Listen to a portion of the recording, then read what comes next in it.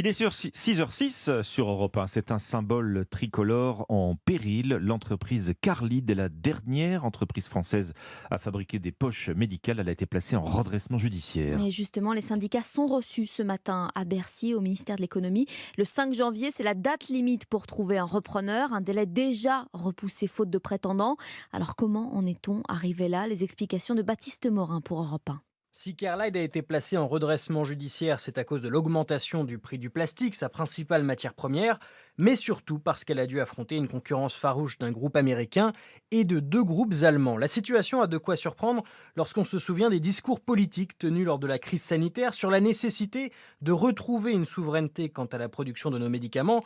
Le problème, c'est que les règles européennes interdisent aux hôpitaux français de jouer la carte nationale, comme l'explique Jean-François Husson de la Fédération hospitalière de France. On ne peut pas, c'est interdit dans les achats de fournitures pour les hôpitaux, faire de la préférence nationale. C'est contraire à ce droit communautaire. Le critère achat national ou achat européen n'est pas valide. De son côté, Bercy rappelle avoir déjà aidé Carlyle à hauteur de 11,3 millions d'euros depuis 2021.